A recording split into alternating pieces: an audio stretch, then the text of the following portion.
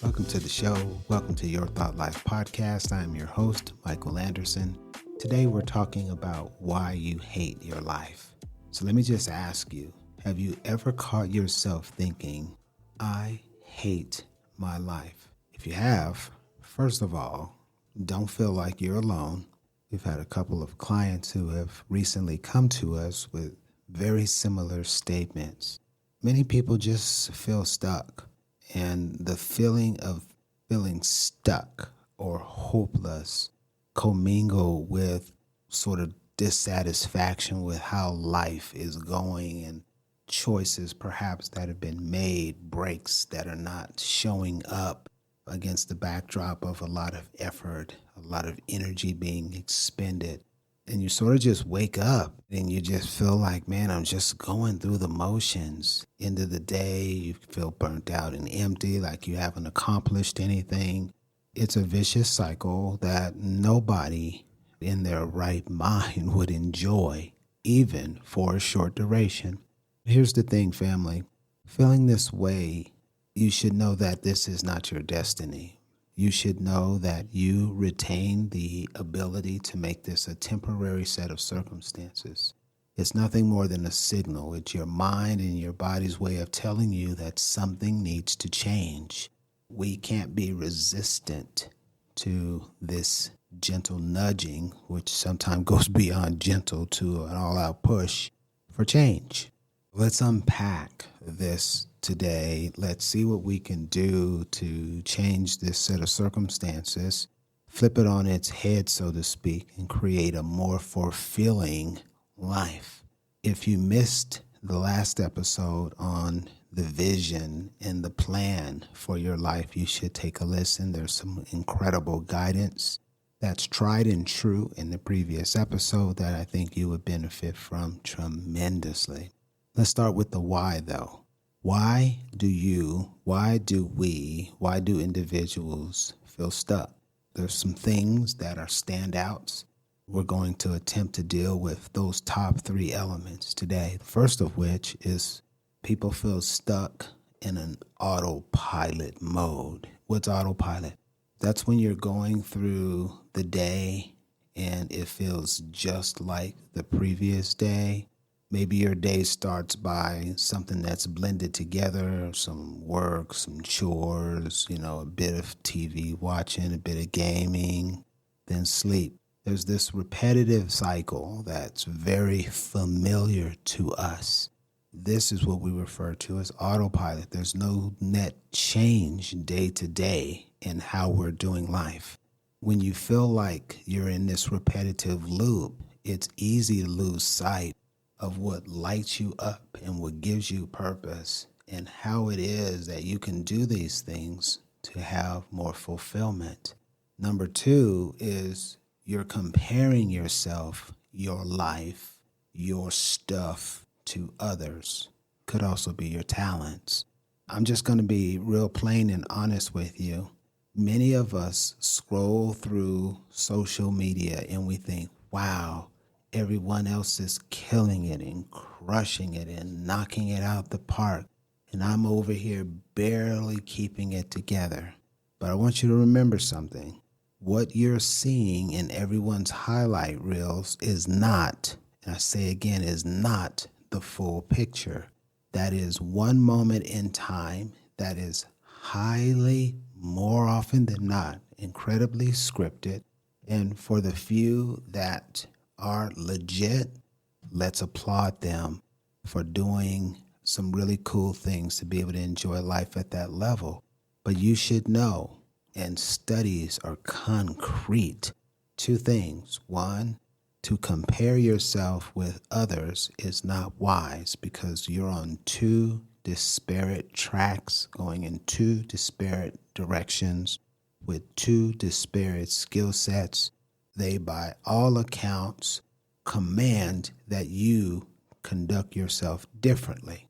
The second thing is when you're looking at others over and against yourself, what you are doing is putting yourself in a negative light. You are not able to see yourself for all the potential that you have. You're merely looking at that reel, that short, that post, that photo, and drawing some conclusions, making some inferences that you can do the comparison. And we know that this is not wise. Science says this is one of the worst things that humans can do to themselves.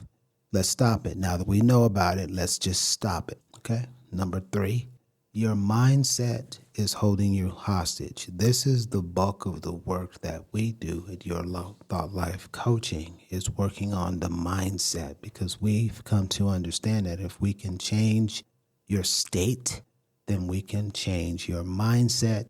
And once we move you from a negative bias to a positive bias, we put you in the best set of circumstances for you to be limitless. Things like negative self-talk, perfectionism, fear of failure, procrastination, these can trap you in a cycle of dissatisfaction. We don't want you to feel that way. It's like climbing a mountain while you're carrying a backpack full of rocks, right? That is just not the proper setup for you to be able to move forward with your life in the way that you would desire. There's some things, these 3 things, that we need to go after in earnest, that we can make changes that we can begin to see output from immediately, that takes us out of autopilot, that stops us from comparisons and breaking free of mindsets that hold us hostage. Does this sound about right? Does this sound like something that you can do? I believe the answer is a resounding yes. This is the news that you needed to hear today. Let me just take it a step further and talk about how you shift out and start creating a life that you actually love. What I like to do is I like to do things in baby steps. The journey to fulfilling tasks, goals, aspirations, dreams, it doesn't happen overnight. It's a crawl, walk, run approach. Knowing that you're starting small, you're gaining some momentum, you're doing some cool things to celebrate your successes, you're using this as a springboard to move into the next set of tasks, and you intentionally keep this cycle going, which propels you to then think outside of your comfort zone, to think outside of autopilot, that you can begin to knock off and check off the things that you need to do to make your life the way you want it. If you start so big that you can't break it down into small, manageable pieces, it's going to overwhelm you. It's going to, your being, your mind, your heart, are going to just tell you straight up, this is not for you. You can't do it. You're not enough. And it's a protective mechanism that always seems to kick in when you want to break free. And by taking this large amount of stuff and breaking it into smaller, controllable pieces that are achievable, you're able to get out of this cycle. What can you do next? The next thing you can do is take some time to reconnect with your values. And you've got to ask yourself some pointed questions like, what really matters to me? Is it creativity? Is it helping others? Is it adventure? Is it personal growth? Is it doing something to enhance my career or my family disposition? Whatever that is, we need to make that abundantly clear. That needs to become one of our whys. When life starts to get challenging and starts to push us around and give us a hand that we didn't necessarily desire, our why is what keeps us focused and on the beaten path, going in the direction that we need to break free from the comparison, to stay free from the autopilot mode, and to not get back into a mindset that will hold us hostage. What else can you do? Well, you can stop believing everything your mind tells you. If you know as an absolute fact that your mind is positioned to avoid scenarios that are in the past that you have felt that made you feel some sort of way, you can begin to do things from a different perspective and in a different order. And that's incredibly liberating because now you can begin to talk back. That inner critic is always endeavoring to lie to you, to protect you. When the voice says you'll never amount to anything, or it's too late, you're too old, you don't have enough of this, you simply respond with, that's not true. This is just fear being disguised. I understand that to be so.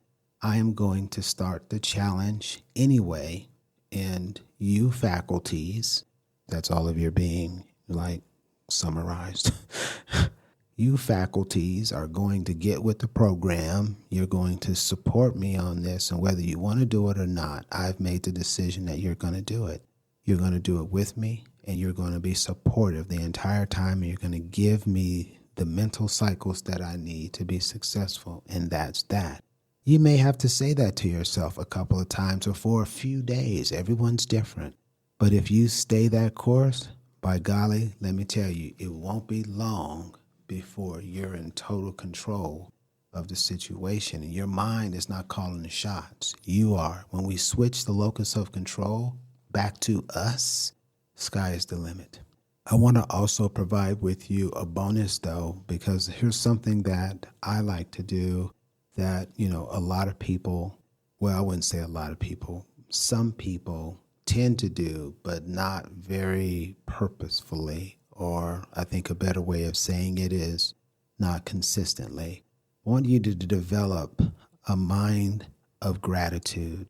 Every day, think about some good stuff that you can do, some good stuff that you've already done, some things that you are thankful for, and just be in a mindset of positivity. Don't allow for a prolonged period of time negativity to dominate your thinking. Then think through, how can you invest in your relationships? I just got to tell you that one of your higher needs is that you feel love and you give love. Life feels richer, far more meaningful, and is deeper when we have emotional bonds and connections. So make time for the people who mean something to you and allow joy to be in your heart toward them in an exchange bidirectionally. Finally, give yourself the go-ahead, the green light, the permission, if you will, to dream differently than you have, to dream outside of the little box that you've been in, to look to aspirations that are not inside autopilot. And do this as a regular practice, and journal those things and write them on 3x5 cards and post them in all the places where you have privacy so you can continually see those. It will ignite in you this craving and this desire to do those things that are most important to you, tie back to your values. Today, our intent was to really sum up why you hate your life. We talked about that. We also talked about the elements that create this. And then we looked at a couple of practical applications that you can do to straight away change this narrative. Here's the bottom line. Hating your life doesn't mean you're broken or destined to feel this way forever. It does not mean that. It's just a sign that you need to pivot, that you need to shift, that you've got to change. No one can do this for you. This is something that you have to do for you.